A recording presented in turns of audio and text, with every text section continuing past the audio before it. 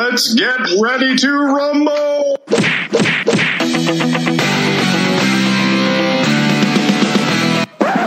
Welcome to Boxing Unwrapped. It's Boxing Unwrapped, the boxing podcast that called Anthony Joshua's win. I'm Ryan. I'm Andrew. And guys, we have a great episode of What the F's the Boxing News for you.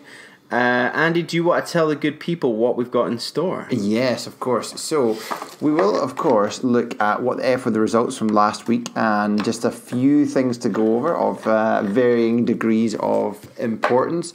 There are a couple of fights coming up this weekend, and not that we'll be able to watch them legally because they're not being streamed in the UK, but they're still very interesting fights, and I'd encourage you to see what options you might have to be able to follow what's happening in these ones. We will look at what the F went wrong last week, and there was a little bit of a clanger from us both, Ryan. I think we're our amateur podcast status is probably reinforced by one of our oversights in that.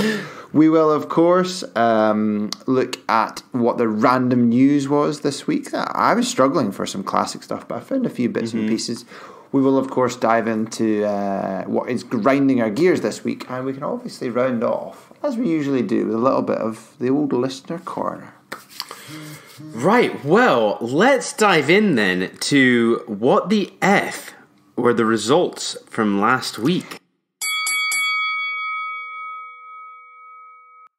I think there's only one place to start. And where's that? Matvey Korobov versus Chris Eubank Jr. Of course, let's do it. Let's start there, because that was obviously something. You know? Well, it wasn't much of anything. I was wrong about this, man. I was pretty wrong about this. What did you say? What was you? Did you think he was going to get beaten? Yeah, I thought it was going to be a potential banana skin. Well, I think we both said that. We said it could be more tricky because Korobov's decent and he was beaten recently by Charlo, and a lot of people thought that he should have been awarded the W. Anyway, Korobov was game, but Korobov's arm was lame.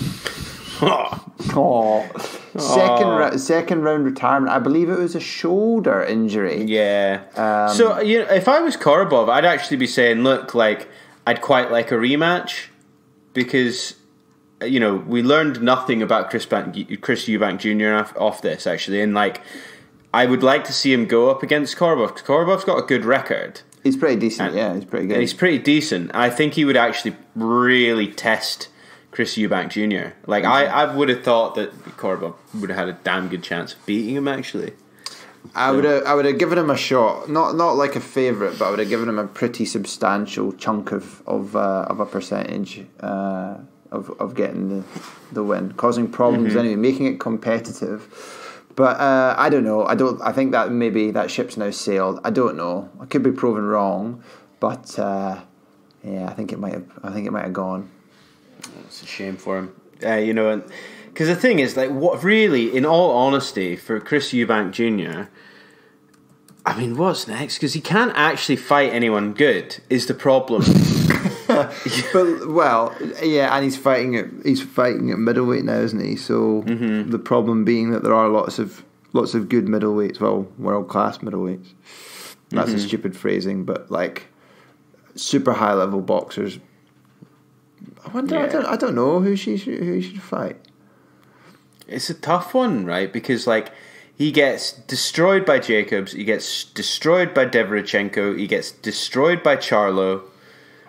Maybe give him do I give him a shot against Charlo? Maybe. I don't know. I'm not totally convinced about Charlo, but should we talk about him anyway? Because that's who he was. That's who he was the co-main event for.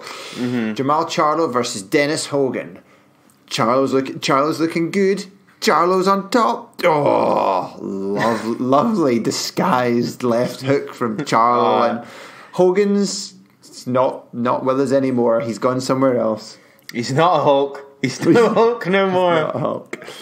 He was distinctly absent after that. It was nice finishing punch. Really smart. Like the way he moved in through the feint, moved in, caught him clean. Charlo, that was a pretty decent performance by him. He needs to get in the mix.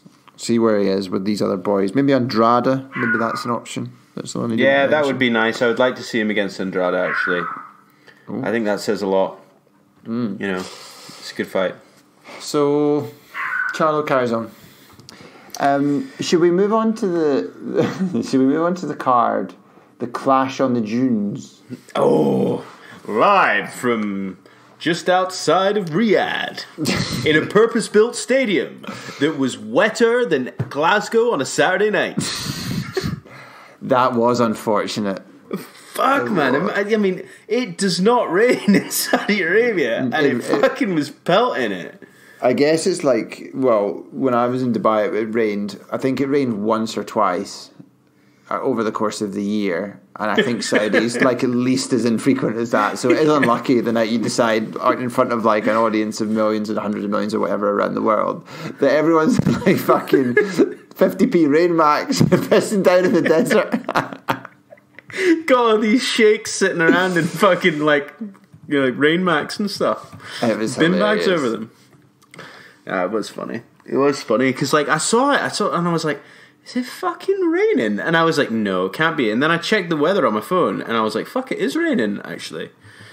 That's really unfortunate. It is unfortunate. Really unfortunate. See, right, here's my question. Are there not any stadiums of an equivalent size in Saudi? Because from what I can understand, it looked, I mean, I thought there was going to be some kind of like grand historic-y bit, like or some spectacular backdrop with like mountains or cliffs or something. From what I could see from the wide pan shots, one side of the stadium arena was it like a multi-story car park? Yeah, it was weird. I don't know if it's maybe there must have been an administrative reason for it. To do it there. Yeah, to do it there, to have this purpose-built stadium. I think there was an administrative reason for it. You know, well, there there must have been. I mean, there must have been. Because surely there are existing stadiums. I know it's quite nice to go, oh, look, we built a stadium in like 2 seconds. But surely in Riyadh there are sports stadiums of a similar capacity. You would think, actually. You would think. But like, I think maybe they just also wanted to show that like they can build a stadium because they have all the monies. Yeah, and you should visit Saudi Arabia. They've got a 62,000 capacity stadium. King Abdullah Sports City. It's a funny one. I don't know. I don't know why they did it. I think maybe it was like. I think it was. There's partially a pissing contest aspect to it. I imagine. I think so because you know they love to show how much money they have. They do love to throw about the money. And they're like, do you know what? We're going to build this stadium. Do you know what? Tomorrow we're going to take it apart. Funsies. just because we can. Just because we can. And we'll pay Indian migrants nothing for doing it. Funsies. But you should visit Saudi, by the way. Lovely. Yeah. Well, like, so I'm looking on Wikipedia at a list of sports venues in Saudi Arabia, and you've got the King Saud University Stadium in Riyadh, which holds 25,000, or the Prince Faisal bin Fahd Stadium in Riyadh, which holds 22.5. You know, there are options. There were pre-existing options, but you know, if you want to just knock up a stadium, why not? Because you can. Should we talk about the people that were fighting in the stadium? Which, by the way, at no point in the night was full. Let's just say that there were empty pockets. Where the only thing sat on the seats was puddles of rain. I think they tried to say like, oh, if it looks empty, it's because there's so much rain. And I was like, right, okay. And also, it's like, why is the rain 3 in the morning? Is the rain making the people invisible? Totally. And it's 3 in the morning, and people didn't want to be there. Do you know what I mean? It's not like they were going to be fueled with booze or anything. I know, it's keeping going. Someone being like rowdy, they'll be like, "Oh, I'm gonna call it a night. I'm gonna go and get a shisha and a tea." Yeah, totally. Had enough of this. Should we talk about Majidov? We should. The dark horse, because actually we were. Oh, I know I definitely was quite like, who the fuck is this guy? Yeah, no. So we're in a break from normal sequencing because we're talking about it now. This is our what the F went wrong last week. We were both fairly dismissive of Magomedrasul Majidov, and that was because he had a 1-0 record, and we didn't bother doing any research to realise that he has. It's not very much research required, fair enough. The most stellar of stellariest amateur records imaginable. Totally. Absolute beast, man. Absolute beast. Yes. And like, just opened up Tom Little like a can opener. Like, just absolutely, Tom Little, I think, got in there. And you could tell after a couple of hits, he was not there. He was like, I think I'm going to try and figure out how I can get out of this as quickly as possible. Well, yeah, he's like, oh man, this guy's really good at boxing. That's not fair. It's not fair. This is a bit of a nonsense. So I suppose the commentary was about how far he will go, because it's kind of Joyce-esque, isn't it? In that he's 33 and just turned professional. And it's about like whether there's enough left in terms of fast tracking him, to get him to the sort of upper echelons, or whether he'll kind of fall up short. He looked pretty good. I mean, it's hard to say given the opposition, but he did look impressive, I thought. Like he looks like someone that's, well, I mean, his amateur pedigree was very apparent when you saw him box, like in terms of how well he moved. He moved beautifully, he punched beautifully. I mean, it's difficult to tell when you're in a ring against Tom Little, who did not want to be there. No. I mean, like, he tried to be like, oh, no, he kept hitting me on the back of the head, what the fuck's all this? But, like, at the same time, like, he did not want to continue on that fight, actually. No. No. So, we'll see. But, Majidov has not one, not two, but 3 world amateur gold medals. Pretty good at the old amateur boxing. Indeed. So, should we then talk about your boy Hrgović? Yeah, Hrgović. I don't know what. See, if you go, oh, he knocked out Molina, was never really in trouble, and he knocked him out in the 3rd round, you'd be like, well, that sounds reasonably impressive. And then you watched it, and you're kind of like, I don't know. He did get a hit. He was quite easy to catch, and Molina's not exactly fleet-footed. No, it was easy to catch, and I also thought he looked so stiff. It's the Eastern European style, right? Eastern European style. They do look stiff. He was so stiff. His movement wasn't great, and okay, obviously he destroyed Molina, and like it's a good win for him. But he does also like punching people in the back of the head. Yeah, I mean, Molina kept offering him the back of the head. Yes, yeah, he did. Which, given that Hrgović was so happy to punch it, was probably poor tactically from him. Because Hrgović wasn't going to use that as an excuse not to punch him. No. So he was like, oh, you give me the back of the head? I punch you in the back of the head.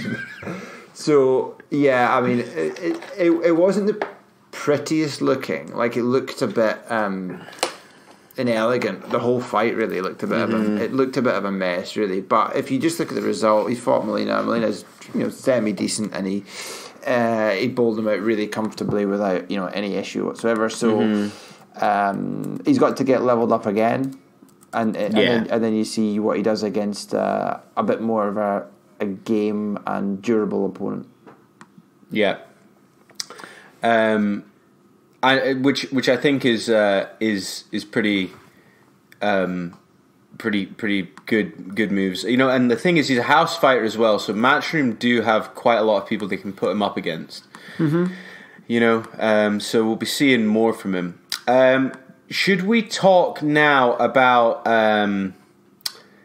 Dillian Whyte? So, should we talk about the fact that him and Andy Ruiz have been sharing dietary plans in the build-up to their fight? Oh, man. You know what? Like, I did actually see an interview with him the following day, and, like, he did seem like a man who's been, like, beaten, like, psychologically over the last few months. Like, he was just like, it's been really tough, like, you know, and he admitted, he was like, you know, I've been training, but I have not been eating right, like, and because he looked large, he was large, man, and like, he struggled so much in that fight, just because of his own conditioning, more than anything else. Do you know, actually, at points in the fight, I thought his conditioning is so bad that taking this fight is on the verge of looking like a really bad mistake, because you know, he won it, but I mean, it looked at points like he's not going to actually have the engine to see this through, because his conditioning was so poor. Agree, and you know, I was worried he was going to punch himself out, or he was going to be kind of leaving himself open for a nasty shot. It is a weird one, man. It's a real weird one. But I guess, like, you know, he had to do what he had to do. You know, he did actually say that, like, lawyers are really expensive, and so he like needed the money, basically. That just has got to be bullshit. He's done pay-per-views and stuff. He's headlined reasonably successful pay-per-views. These boxers are always talking about them being skint, right? And I don't know. Maybe he has very high overheads. I don't know. There's no way, if he's run out of money on the basis of having some legal bills, even if they ran to, I don't know how much he could have spent on this, especially given if it was fairly clear, like that. Well, I suppose we can talk about it later, but I don't know. I cannot understand how is he really saying he's got no money, or is he like cash poor, asset rich? Has he bought loads of cars and houses and shit, and he's got no money left? I wonder if it's that. But it seems odd for him to say that, if that's what he's saying. He weighed 271 pounds, which is what, 19 and a half stone nearly. That's insane. That is quite heavy. Career heaviest. He is the body snatcher. I think he's snatched and eaten someone's body before this fight. Like, fucking hell, yeah. Why do boxers always comfort eat when there's an issue? Why? Why do all of them seem to comfort eat? Because he, I think it's because, like, you do spend a lot of time, at least at the lower weights, like, not eating. Yeah, I get that, and it becomes like a psychological thing maybe to do it or have the option to do it. But for heavyweights, like, he wasn't exactly wasting away beforehand. Surely it's not that difficult to maintain your weight at like 17 stone. Like, I mean, it's quite a lot of weight. Like, I know. It seems odd, but yeah, 19 and a half stone. That is hefty. He looked, and I mean, yeah, I suppose it's a theme, obviously, with Ruiz as well. You saw, like, the impact it had on certain aspects of their capabilities. Totally. But anyway, he got through it, so it was just about he got through it. He did. And then we got to probably the most exciting fight on the undercard. Povetkin versus Hunter. Yeah, it started really interesting, and I felt like I felt like it a little bit kind of fizzled out towards the end, but it was a really interesting, certainly first three quarters, I thought, and really competitive, and some high quality work in there as well. So yeah, I was impressed. It was quite good fun. Yeah, like I really liked it. Obviously, it was a draw, which I think is fair. Hunter came out strong. He came out real strong. Which I thought was an interesting tactic, because it meant that Povetkin was on the back foot at the start, and I think it probably could have meant that, like, you know, he almost pipped it. Like, he almost pipped it. If he'd maybe had a little bit more juice in the tank, because I feel like he kind of ran out a bit of juice after that initial, like, berserker move that he went. I thought he shaded it. I thought Hunter could have been awarded it. But at the same time, I can't remember what round it was in, but there was Povetkin caught him pretty clean, and it looked to me there was definitely that the ropes held him up. Mm-hmm. Actually, because he kind of swayed back at such an angle that I think if the ropes weren't there, I think he would have kind of gone down. So I was wondering whether they could have given him a count, whether Hunter should have had a count against him for that, because he was definitely hurt, and he the way he kind of reeled back, and he was held up by the ropes really. But anyway. And what was interesting as well, though, did you notice that he kept like looking at his corner, like trying to speak to his corner and stuff, like his mind wasn't in the game. That was odd, yeah. That was strange. So, but like I think Povetkin also looked a bit like he's in decline as well. Actually, he did well for a 40-year-old man. Let's not get it wrong, but he's wanting to challenge for like. The WBA title again, because that was an eliminator. Yeah, I mean, I don't know. I don't think he's improving with age. I think he gave a reasonably good account of himself, kind of against Joshua before, but he did get pretty comprehensively knocked out, didn't he? Mm-hmm. So I don't know. I liked Hunter. I think he's a really slick fighter, but I feel like he's likely to be underpowered against some of the biggest boys. I think he could compete against. Well, I mean, they're both. I guess Hunter, you could easily say, is a top 10 now. Mm-hmm. Mm-hmm. But you wouldn't give him much of a chance against like top 3 anyway. The top 3, I think, would be too. I wouldn't really say that he's very likely to have much joy against them. No, not at all.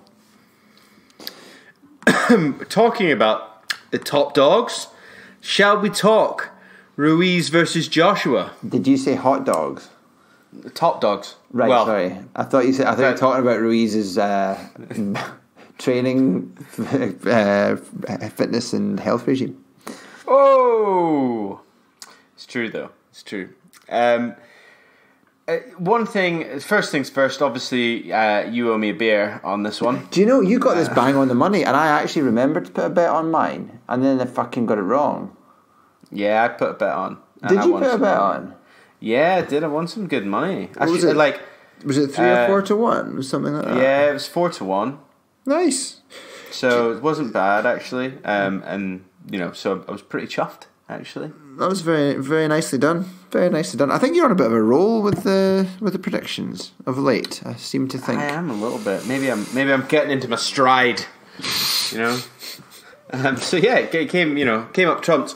I think he did exactly what I kind of expected him to do. He came out, he boxed Ruiz, he moved around.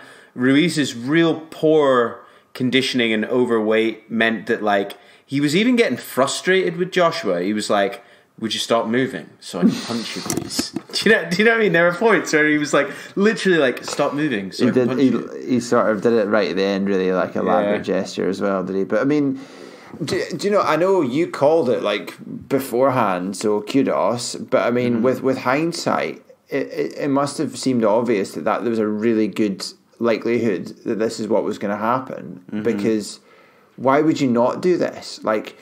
Unless you deviate from that plan, you know how much he weighs. You know he weighs 20 stone. You know he's got tiny little legs. And he's not going to be very quick. So you can just dance around and you can jab in his face from miles away and he's never going to get to hit you with anything. Why would that not be a really viable option for you? So it made perfect sense in hindsight for him to have done that. Of course he would do that for the most part, because it's the lowest risk way to cruise to a massive landslide points victory. Yeah, totally. Why would you not? Do it? Exactly. And it kind of goes to show. So Anthony Joshua threw 347 punches to Andy Ruiz's 283. It's a very low punch count. That's even for heavyweights. That's a low punch count. Yeah, punches landed. Joshua landed 131 to Andy Ruiz's 101. I was actually kind of surprised that it was that many that he landed, to be honest. Because, and this is CompuBox, so you know what CompuBox are like. But like, you know, there was one right hand that opened up the cut on Ruiz's face early on, and like really that was probably the most effective right hand that Joshua threw, because he just kind of jabbed him out all night. The only time I thought that Joshua was actually a little bit in trouble at all is whenever he went into clinch. He never clinched Ruiz's right hand. Mm-hmm. Yeah, so Ruiz always had the chance of coming up with that right hand and knocking him on the top of the head. Mm-hmm, and like, you know, I think that's something he probably needs to work on, because he left himself super open every time he did that. And like the whole strategy is jab, jab, jab, hold. Mm-hmm. But don't leave the guy's fucking arm open to hit you in the head, you know? Mm-hmm. Yeah, exactly. Yeah, I mean, he got caught, I think, a couple of times pretty, not like full on or whatever. Well, reasonably full on, but I mean, the thing is that if you're putting aside the fact that Joshua got bounced about all over the place, Ruiz is not heavy-handed. He's fast-handed. He's not heavy-handed. You can look at his record and see the people that have taken him to decisions, that he's not a destructive, concussive puncher. He's just a very quick puncher. And he can like throw punches in bunches, but he's not like a destructive puncher. So, and he must have a chin of steel on him. Without doubt, he has a complete chin of steel. Yeah, from the knockdown and the follow up punches that he took in the first fight. Yeah, he is tough as boots, but he's not a big puncher. He caught him a couple times; it was fine. But I mean, when I was watching it, I thought, as soon as he got so early on, when he jabbed, and then it was the first round, he caught that right hand and it busted open his eye. And I'm like, Ruiz barely responded to it. Like, he barely reacted. He was so slow to try and evade it. And then I thought he kind of went a bit more, Joshua went a bit more in his shell, and actually he could have thrown more like long range straight rights to really kind of wear him down, like grind him down. But I think he decided that he didn't need to, because he could keep him off with the jab and move with the jab. Yeah. So he didn't even need to do that. I think there was also an element of fear, actually, about hesitancy. Yeah, I agree. Yeah, about, you know, his kind of approach. I think he was a bit scared to leave himself open in any way.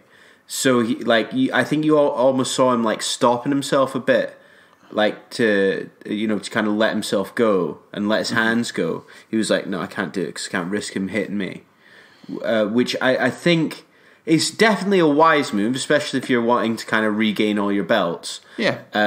But it leaves him open to criticism from like the other top two, really.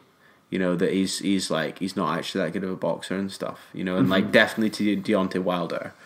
Because, Deontay Wilder's like a knockout merchant, and Tyson Fury's like an out-and-out boxer. So he's like in between. Is the criticism, isn't it? It's the kind of what they're saying. But I mean, for me, it made perfect sense to fight like that, and then maybe. I mean, is that going to be the model that he now adopts for the rest of his career? Is he ever going to go back to being the kind of trading at close quarters, destructive, throwing flurries of punches type fighter that he's been in the past, or is that like gone and forgotten? Is the question. Is he going to come in at that weight like all the time, or will he fight a different fight against other opponents? I mean, I'd like to see him back to knockout ways and like, you know, being a bit more dominant in the ring. I think part of this whole fight was a business necessity to get this done. Yes, you know, and I have a bit of a criticism about for the BBC, right? Following this, go on, because you know they've run all this stuff now about like, well, who's Joshua fighting next? I don't know if you saw this thing about like he could fight Dillian Whyte next. All this shit. I think that's nonsense. It's a total nonsense, by the way, because like it's either going to be Usyk or Kubrat Pulev. I'll bet you £10. I'll bet you £10 it's Pulev. Oh yeah, of course. It's going to be Pulev. Yeah, it's going to be Pulev because he knows he can destroy Pulev. Yeah, I think Pulev's okay, but he's not quick and he's not tricky and he's not that good a boxer or that powerful. So, but Usyk's a nightmare for anyone. So He's not going to fight. He's going to engineer a way to fight Pulev next, I think. But it all depends because these are mandatories now. Yeah, so you can't do them both at the same time, so they're going to have to. They're talking about maybe it becomes vacant. The WBO, if he doesn't fight Usyk, he would then have to vacate it, and Usyk gets to fight for it. Don't know. Yeah, I mean, like strange. It's happened in the past. I think that actually the WBO would probably want to work with Joshua and his team to have that fight because they know it's a bigger fight with bigger money. Yeah, well, this is the thing. Because if you've got Usyk fighting someone for a vacant, is it really going to bring in the money that a fight against AJ is going to have? Probably not.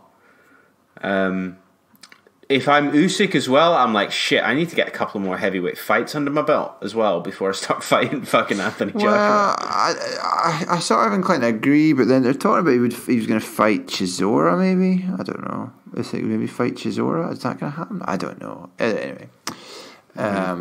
It's all up in the air, but yeah, I'm sure Joshua will fight Pulev next. Do you know who I'd like to see Ruiz if he gets into shape fight?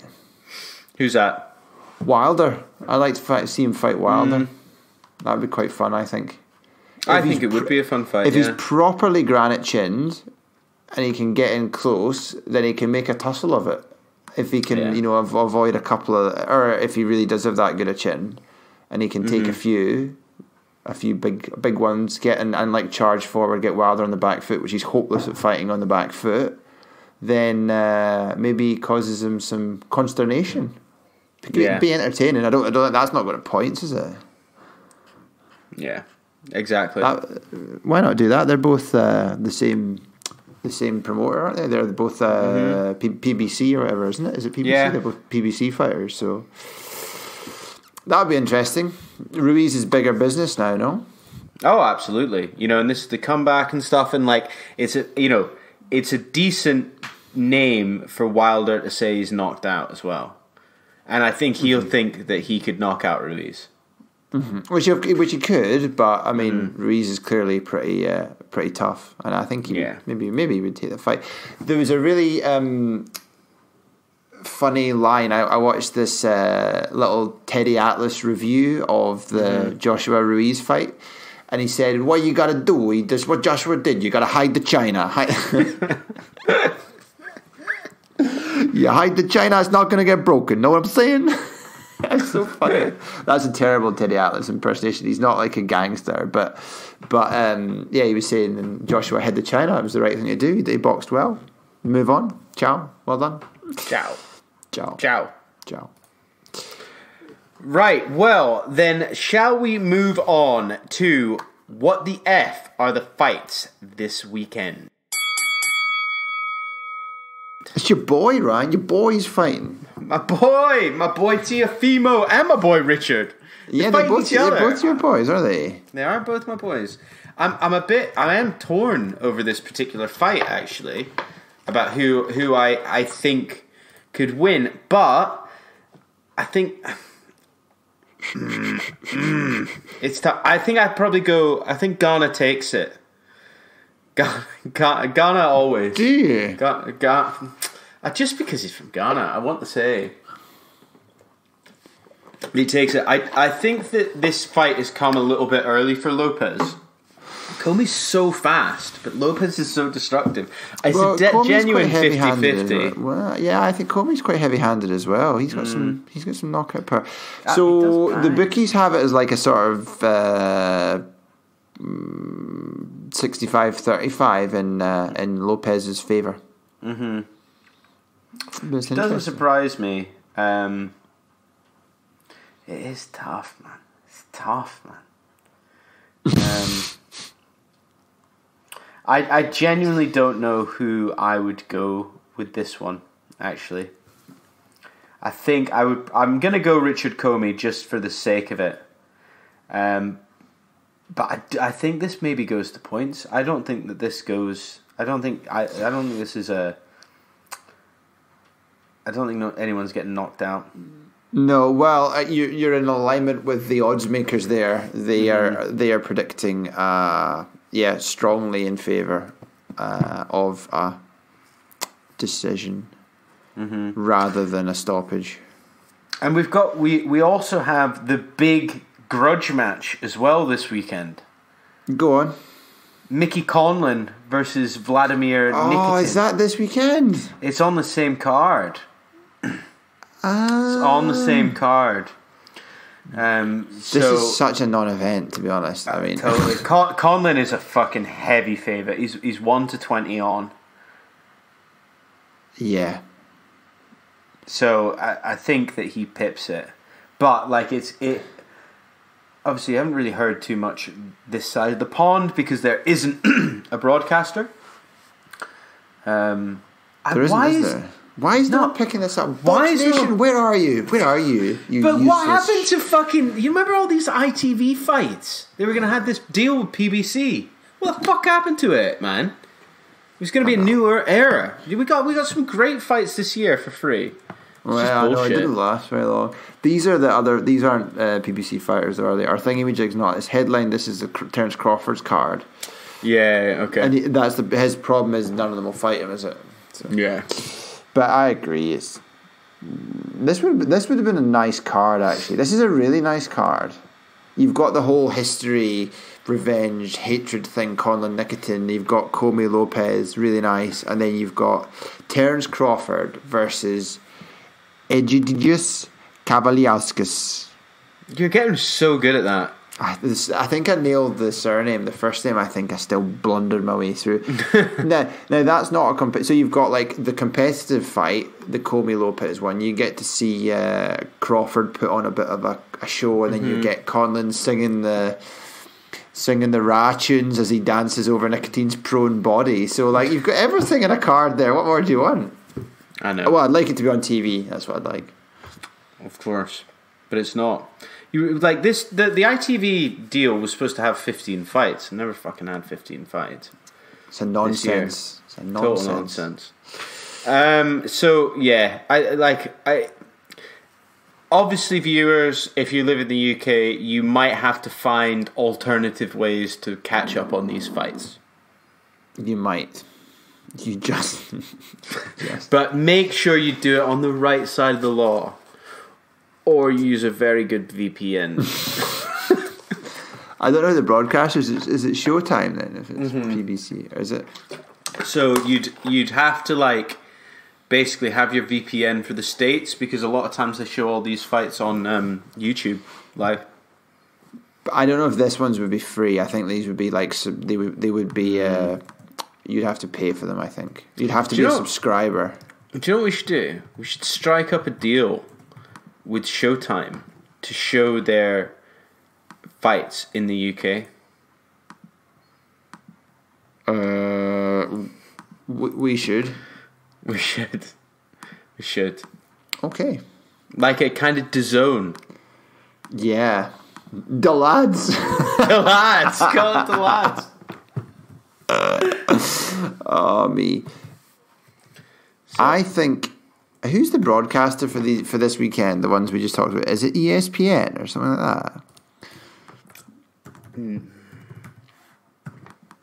I don't know, actually. Can't be. ESPN. Is it? Mm-hmm. So do they not have a deal with BT Sport? No. Well, yes, but I don't know if it includes this, which is even more absurd if it doesn't. Do you know, it's ridiculous if it doesn't, because you can watch ESPN channels in the UK, but maybe not this. Oh, fuck me. Fuck me, man. It's a disgusting thing. Man, it's like, we can't be the only people going, oh, we'd quite like to watch this. Because, like, do you know what Box Nation has on instead? What? Ultimate Boxer. Ultimate Boxer. God.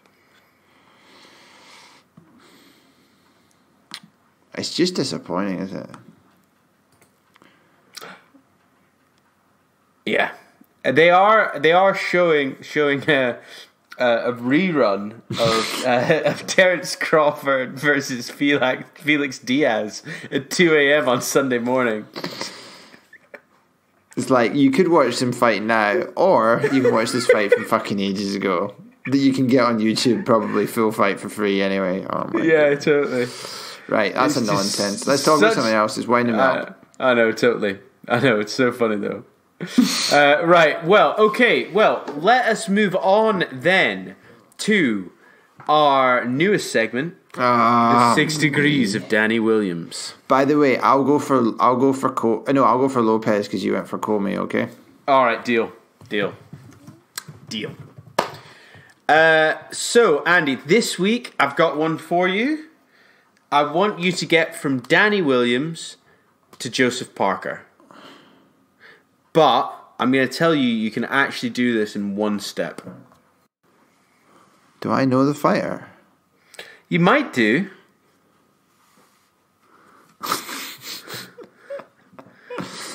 There's plenty of other ways to do it, but there are plenty of other ways to do it. There are loads of other ways to do it. Yeah, it's not difficult to do.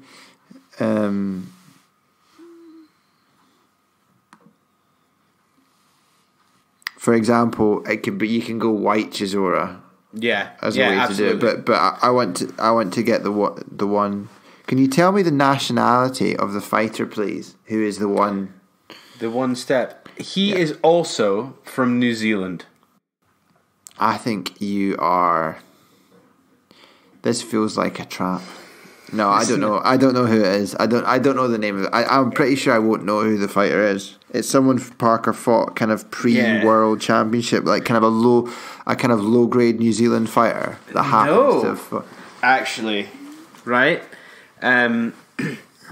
This person is called. His name is Callie Meehan, and he is the person that Joseph Parker actually retired him. When Joseph Parker fought him, he won the it was for the vacant WBC Eurasia Pacific Boxing Council title, the WBA Oceania Heavy title, the PABA Heavy title, the WBO Oriental Heavy title, the World Boxing Organization Africa Heavy title as well. So, like, this Callie Meehan had 42 wins, 32 by way of knockout, and 6 losses in his... Yeah, but he was fighting Diddy's with him for a lot of his wins. I mean, it depends what you... I mean, he fought Danny Williams. I wouldn't say that Danny Williams is Diddy.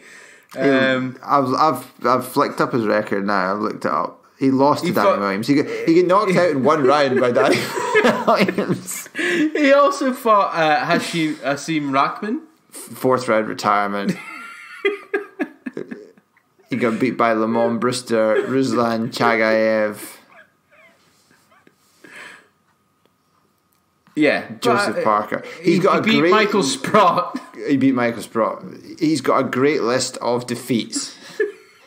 He's been beaten by the best of them. I will give you that, right? I wouldn't have got him. I didn't know him, to be honest. No. I feel probably because he's had such a long career, I should know who he is, but I don't know. So there we go. That's our 6 Degrees of Danny Williams for the week. So shall we move on? When's Parker? By the way, when's Parker fighting again? After he gets over his spider bite, Andy. It was a tough spider bite. I think there's more to that, actually. I think there's something else going on. I would like to see him. He fought in June last. He needs to be more active, get back in amongst the mix. I think he's lost it a little bit. I don't think he has. I think he was very unlucky to lose against White. Mm. I think he was White just old-manned him. Totally he did, and there was the head clash as well. That was quite... He was given us a knockdown, but actually it was a head clash. That was the difference. Yeah. Anyway. let's move on to what the F went wrong last week. Well, we've talked about it already, so there's not much more to say apart from it was just our sort of general ignorance about Majidov. Yeah. And his sort of stellar amateur career that we completely kind of flipped over just to say he was clearly a useless sort of a make-weight professional. Whoopsie. Whoops. Right, well, then let's move on to random news. And there is some big breaking random news. Go on. Dillian Whyte has been reinstated by the WBC. I saw this. However, Andy, if you're reinstated as the interim champion, what do you think that means? I know where you're going with this, Ryan. I understand. Well, you would think that would make you a mandatory fighter? You would think, yeah, you would think that reinstatement would return you to the position you were before you were suspended or removed from that status. Yes, you would, as opposed to giving you an extra year's holiday. And has this happened in the case of Dillian Whyte? He's been given the extra year's holiday. Yes, indeed. I just think that this is mind-blowing, especially considering that there is no date that's been announced for the fight between Deontay Wilder and Tyson Fury yet. Well, everyone's saying February 22nd. They would have to be. It would have to be announced, and they would have to be in training for that to happen. I would have thought by now, like without much doubt, really. So, yes. That is a nonsense. You know, and if like I mean, I don't know if Dillian Whyte just starts like campaigning in other sanctioning bodies for a title challenge. He does seem to be having fairly limited success with this one. It's White has been ranked unbelievable. #1 by the WBC since October 2017. So they're saying that a reasonable amount of time for him to wait for a title shot is 4 years. Mm-hmm. It's just ridiculous. It's utterly ridiculous. So, you know, that's that, I suppose. But I just... It does wind me right up, man. I just feel bad for Dillian, right? Like, what has Dillian done to the WBC? What has he ever done? I don't know. Like, they must think.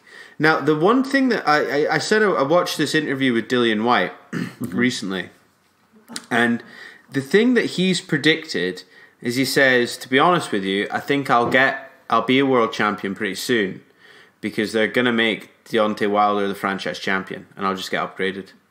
Mm-hmm. I think that's what he thinks is the way that it's going. Mm-hmm.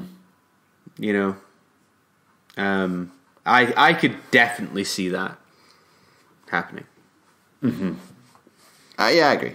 Yeah, you know, that's his route. That's his route. You know, but then, like, it doesn't... I don't know.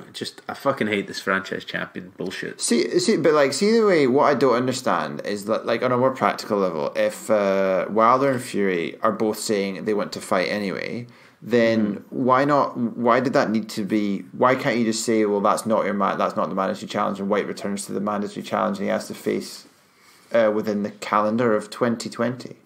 Exactly. Why not just do it that way? So if you want to fight Fury as well, or you fight him in February, which is not going to happen, but you fight him in March or April, whatever. If you really want to do it, fight him then, and then you do your mandatory before the end of the calendar year. Ciao. What's the problem? Exactly. It's a nonsense. It's too simple. It's too simple, man. That's why. And obviously, well, we do have to talk a little bit about the news that broke after we recorded last week. And Dillian Whyte has been exonerated by UKAD for his, for this doping violation. And, like, to be fair, right, I can understand why people, like, have got these, like, their tin hats on and stuff. Because they're like, well, it doesn't really explain anything, and I totally agree with that. From what I can kind of read between the lines with it, I think that there's been some sort of testing error that's occurred. Because these things happen, right? Mm-hmm. Like, maybe there's just been something that's happened and it's shown up, and that's why it's come through. And so they've gone and they've tested the B sample. The B sample must have come back clean. Mm-hmm. And that's why they've said, this is the case. And obviously because he was also like tested heavily like the day before and the day after by fucking VADA. So, and none of those flagged up. And I think that like sometimes the VADA tests are actually like more detailed than the UCAD tests from what I can, because it was VADA that caught out Ryan Martin. Mm-hmm. So, I think, but reading between the lines, I think it's because UCAD does not want to get sued by Dillian Whyte, and so they're not admitting mistake. Mm-hmm. Yeah, that's the way it comes across to me, at least. Because like I cannot remember ever a doping violation where someone has tested positive and then like one of the governing bodies like UCAD or WADA or whatever turn around and go, oh no, we made a mistake.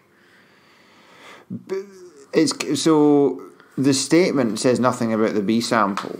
No. And I wonder if there's kind of like a thing about part of the way of saying to White, well, look, you can't talk about it. We're saying that we're admitting that there's no fault attached to you, therefore we're like removing any restriction or saying you've done anything wrong. Mm-hmm. But part of the condition of doing that is that you're not allowed to talk about it, potentially. Yeah, I could definitely see that.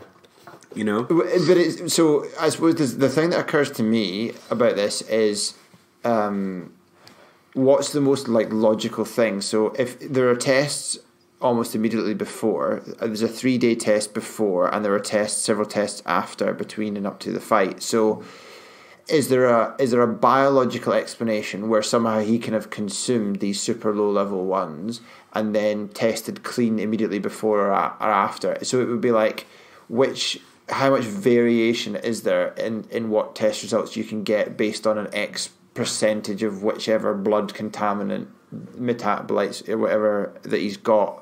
Mm-hmm. Is it possible? Is there a biological explanation for one of these tests to show like incredibly low levels? Like probably mm-hmm. not.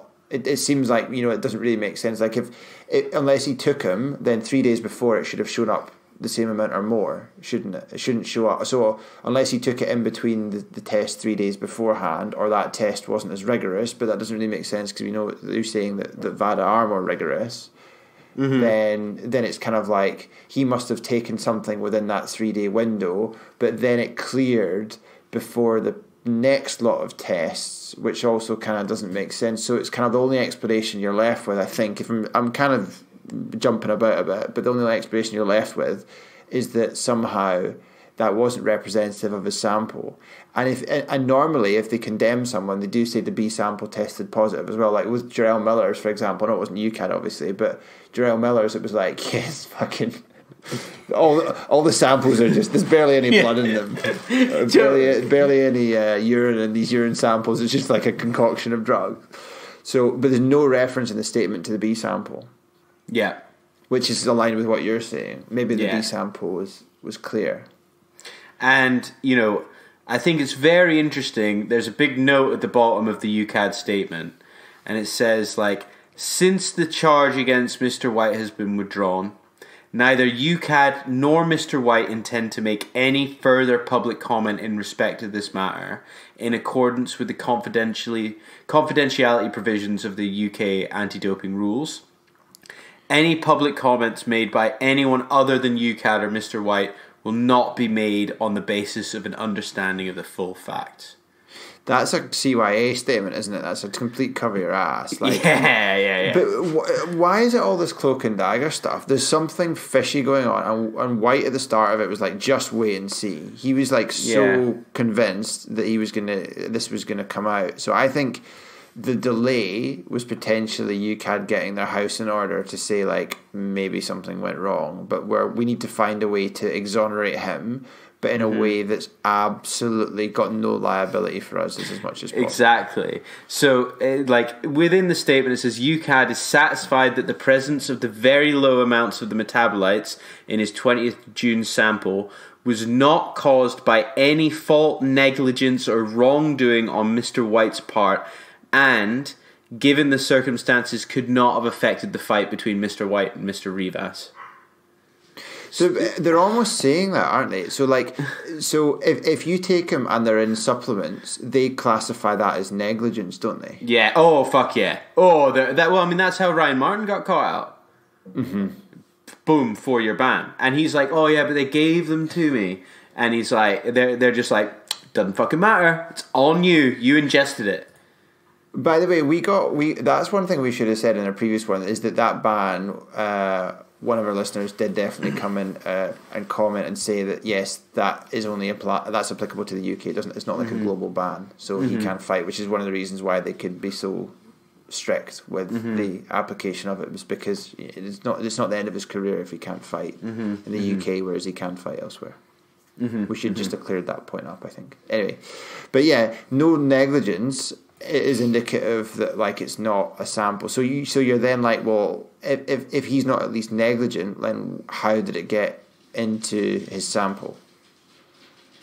Yes. And the fact there's no reference to the B sample, yeah, it does seem like, in a very not admitting it kind of way, that it kind of takes, if you join all the dots together, you get to maybe there was a mistake with the testing, do you?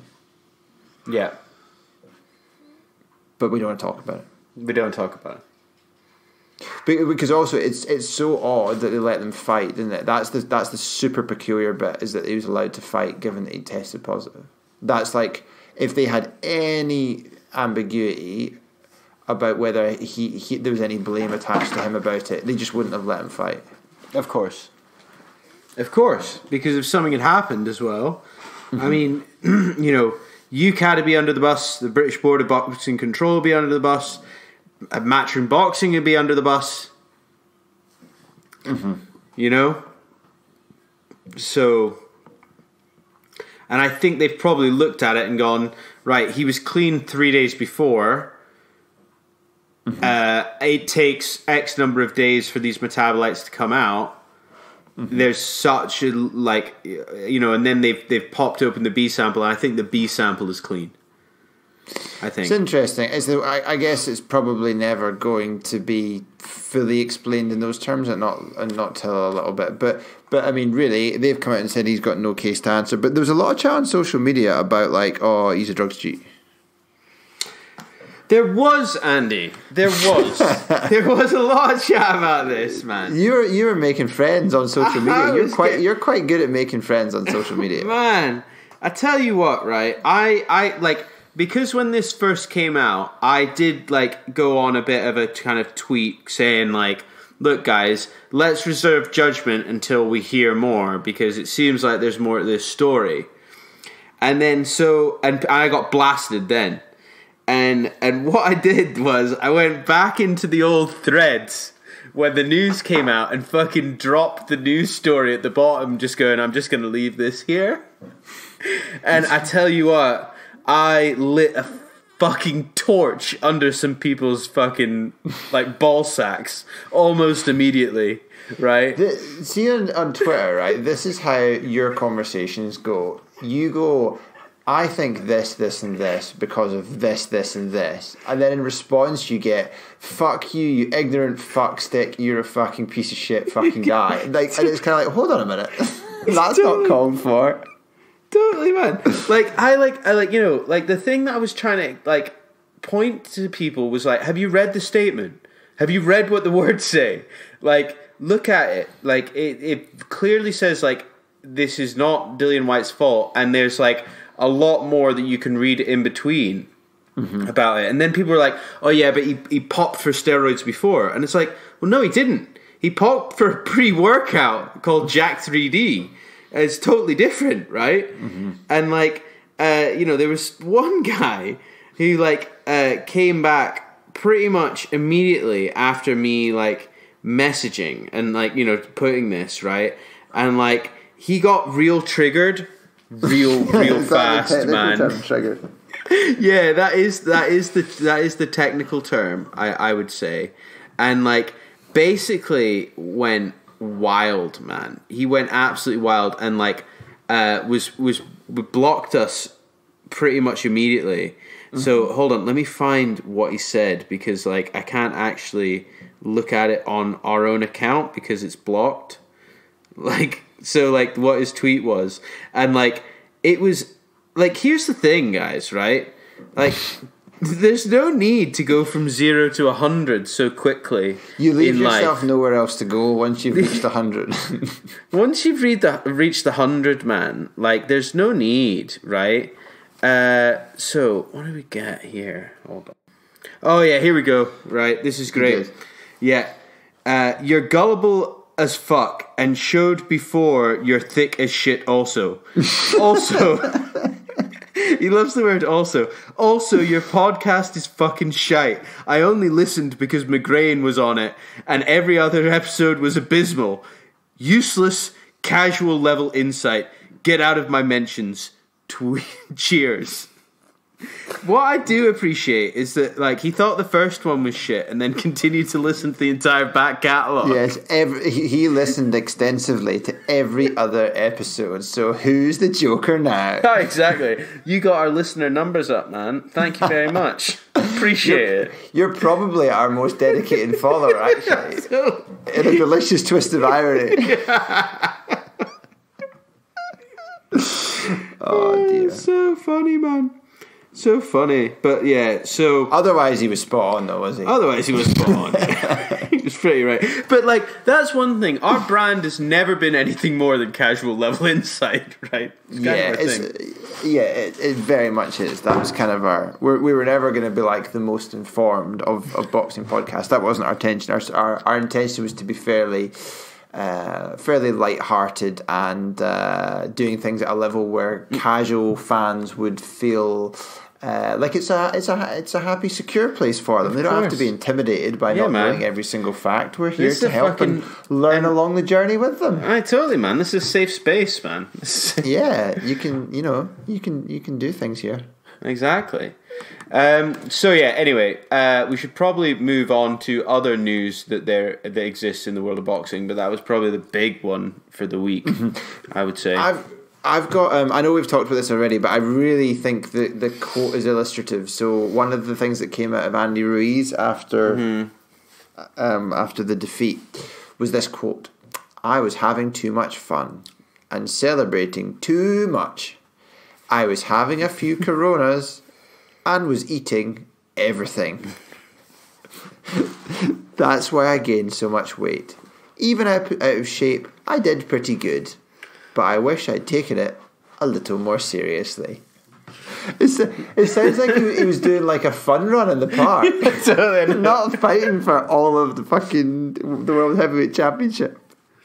And all the money in the world. Like all of the money. You know? I don't know. And he's wanting a trilogy. I just don't think it's going to happen. I don't think so either. Like, I mean, you know, Joshua was graceful and like he was like, "Oh, does everybody want a trilogy?" And people were like, "No." Not really. That was kind of awkward. Yeah, totally. I know. But yeah, so I mean, I guess he'll continue on, and he'll, you know, I think he's made a lot for his name and his brand, basically. So hopefully he learns from this and doesn't eat all the pies. Do you know the real tragedy though about that statement I read out? What? Well, why is he drinking Coronas? I mean, he could be experimenting with a huge range of like the most super premium of premiumist craft beer. Oh mate, he could be affording some of the best beer that you could possibly imagine. He could be getting people to go and queue at Treehouse outside Boston and then fly it back to him or courier it back to him, and he can be sitting in where is it? Like it's in Texas or something? No, California. No, California, Southern California. He could be sat in California, or he could go to any number of the amazing craft breweries kicking about California and be sipping some good stuff. He would have put on even more weight, I tell you, if he'd been drinking some of these Nipas, man. Totally. He's 8% Nipas. He'd have been in worse nick in the fight. Oh, me. Anyway, sorry. Random news. Yeah. A little thing as well. I saw Frampton and Groves having a go at each other again. Oh, they're not pally, are they? It turns out it's something to do with the fact that Frampton has all the lawsuits with Barry McGuigan. Yeah, they're really not very keen on each other, are they? No. So that's why. And talking about the McGuigans, actually, if you guys haven't noticed, I spent my Sunday morning in a German doner kebab on Lothian Road. You classy bastard. I'm a classy bastard, man. And I saw Josh Taylor, met him, had a chat to him, hoping to get him on the show soon. And I saw the Ali Trophy close up, and it is shiny as fuck. But I wanted to pick it up to see how heavy it was, because it kind of looks like it's not that heavy.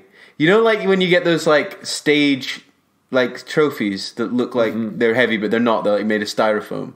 Mm-hmm. Like that's what it kind of looks like. Did he not let you touch his trophy? He didn't. Did you ask and he said no, or did you not ask? I didn't ask because then I thought all the other children would be asking as well. Well, that was very nice. I'm not being obviously endorsed in any way, but German Doner is pretty. I don't know what the UK version, but when I've had it elsewhere, it's pretty nice. Very palatable, even when sober. It did look nice, but because it was so early in the morning and my body's a temple, I decided against eating it. Yeah, a couple of beers on a Saturday afternoon, and you would be going back for seconds at a German doner kebab. I probably would do. That's the problem, man. I can't be doing that. Like, need to look after my figure. What other random news have we got? Pacquiao's next fight has not been confirmed, but there is a rumor. And who's that? Danny Garcia, Swift. Why? Because he's relatively well known, but not as good as the best ones who would annihilate Pacquiao. Mm-hmm. So, I think that's why. Probably. And also, Joshua has confirmed he had some sort of medical issue before his last fight, but didn't confirm what it was. He's been working on his publicity statements with UCAD, hasn't he? Yeah, and it was weird. Like he had to have surgery. He said he was feeling tired all the time. Like it's like, did Anthony Joshua have cancer? And nobody's like, do you know what I mean? It's really weird. Like I'm wondering if he had to get like a lump removed from his testicle. Do you know what I mean? I bet it was. Do you know? I bet it was something like. Oh, I don't know, what do you call it, where you have the little thing, like a polyp on his nose or something, and he had to get it removed. I don't know. It'll come out eventually, like what he had, but yeah, I mean, I don't know, it's certainly, I love the way that like people go, I don't make excuses, I'm not, this isn't, it's not an excuse. Like Ruiz was like, I'm not making excuses, but I was really out of shape. I didn't train properly. And Josh was like, well, I wouldn't make any excuses, but, I was suffering from this. Mm-hmm. So it's normally when people say, I'm not making excuses, they then go on to make one or several excuses immediately following that. Just saying. But anyway, he did not have a problem with his fitness. He was bouncing about for 12 rounds and looked comfortable. He didn't look at all really tired by then. I thought he looked pretty fresh. 100%. I think he could have gone 15. Yeah, I think he was grand actually. So much fitter. Mm-hmm. Bouncing about at a float away 17 stone. Totally.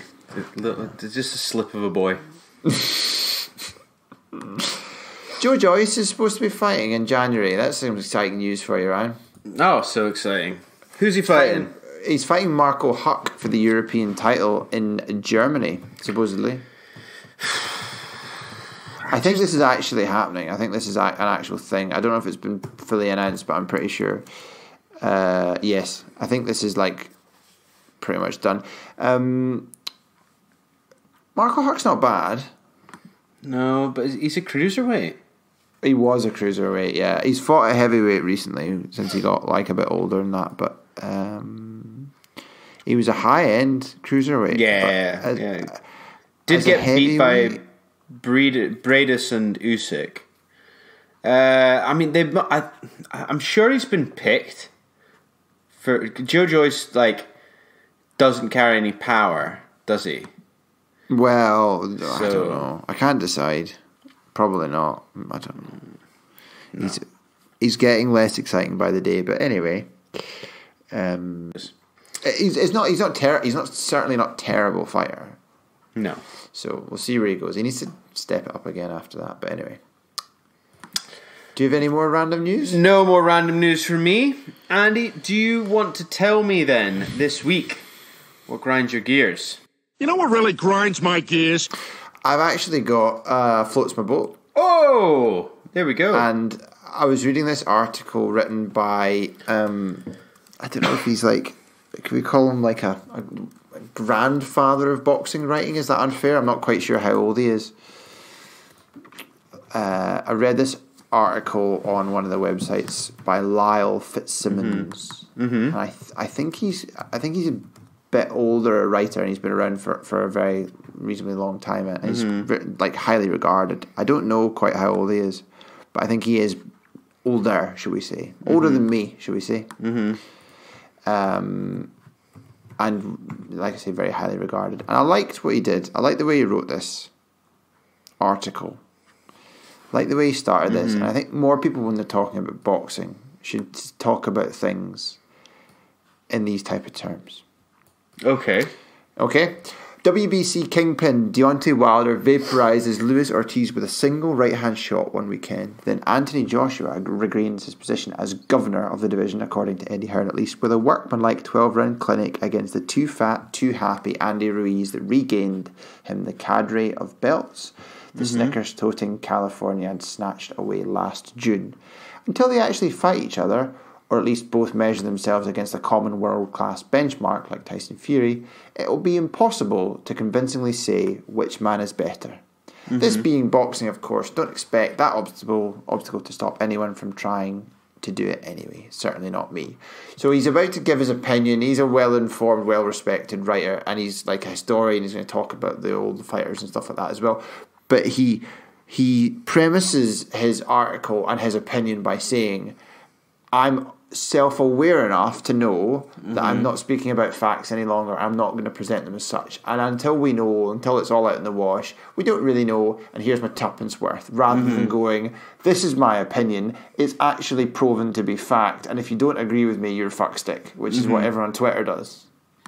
Yeah, totally. So I like that approach to writing, and I was much more inclined to read on and listen to what he had to say afterwards. And he talks about the greatest fighters of the heavyweights over the last 50 years and who they are and what their strengths were, etc. And it's quite interesting. So I liked that very much in terms of a starting point. A little bit of humility from an article. So I liked it. I liked that. That was nice. That floated my boat this week. Nice. Yeah, I thought so. So, Ryan, what's been going on with you this week? Has there been something of the float boating variety, or is it more of the grinding the gears? You know what really grinds my gears? It's grinding my gears this week, Andy. And we've gone over it slightly, but what I do want to talk about this week is people not reading shit. Right? This is what grinds my gears, right? Now, like, I don't understand what's happened in the world now, where if something comes out and, like, you maybe just see a headline, just because you've read the headline doesn't mean you've read, like, all of the intricate detail behind it as well. And I think this is what we face on Twitter and social media, even sometimes in the news now. You know, people just speaking shit because they think they know the story with absolutely no detail whatsoever. And then if anybody in the world disagrees with you about your opinion, you don't have like a reasoned argument. You just block them. You know what I mean? Like, no. You don't believe exactly what I believe, so I'm going to fucking block you and not listen to you. And I'll listen to everybody else that agrees with me, and I'll only speak to people that agree with me because they know, because I know. Because we all buy our tinfoil hats in the same locations. Do you know what I mean? I just think it's such a stupid, it's okay sometimes to not agree with people and to have different opinions. Mm-hmm. That's what life is all about, man. You know, that's how we have, a working-ish kind of democratic system where people argue and then they get, still don't get shit done, and we're never going to leave the European Union because everyone's going to argue about it. But, I think it's just it makes life totally shit, and when Dillian Whyte's first, when the news first broke, people automatically said he was a drugs cheat. Then he gets exonerated by UKAD, which I don't think I can ever remember happening ever, right? For any of you that are interested in these cases, look up an Olympic weightlifter called Sonny Webster, who popped for something. It was like a super low metabolite level. He searched through all of his supplements. He could not figure out how it was going to go through, how it happened, how it got in his system. He spent all his money, and because he wouldn't take the deal from UKAD, got banned for 4 years. That was his Olympic weightlifting career over, right? And it was he said it was almost an undetectable level of this product, right? And he gets banned for 4 years. So for UKAD to exonerate Dillian Whyte, I can pretty much assure you that he didn't take drugs, or they don't think that he took drugs. It's something else. And for people to still be like, well, no, he's a drugs cheat. What do you have to do? As an athlete, when mud sticks, right? And there are a lot of athletes out there that Tyson Fury did actually take drugs. And weren't exonerated by... Well, certainly that you get in trouble for saying he took drugs, but certainly we're not exonerated by UKAD. Yeah, he was not exonerated by UKAD, right? He just almost bankrupted UKAD. Right? And they did a deal. They did a deal relating to the length of his ban, which is completely not the same as them saying, you've done nothing wrong, you're free to go. Yeah, exactly. So, I just think that actually... sometimes we should maybe take things at face value and read into things and read facts before we make decisions, because I could see this following Dillian Whyte forever, and it seems to me that he did nothing wrong. So anyway, that's what grinds my gears this week, Andy. That was nice, Ryan. It was a nice message. I like the fact that you were speaking about saying, let's have the debate, let's have the discussion, let's explore the sides of the argument, and above all, let's keep it civil. Let's keep it civil. Don't just immediately tell people their podcast shit and tell them to fuck off. Well, you can do that, but it's not, it's not very constructive. Oh, here, I was going to mention this, I totally forgot about this before, but I have a theory, and you'll know more about this, you're more social media savvy than me, but do you think Twitter is acting as a kind of, it's like an anger vent for certain people where they don't have any other vehicle through which to express their dissatisfaction and kind of the misery around their lives or their frustrations. Yeah. So it's it's a method in which to release the pent up aggression, so they don't go crazy and lash out. It's like a safety valve. Absolutely, dude. And I think it's a safety valve.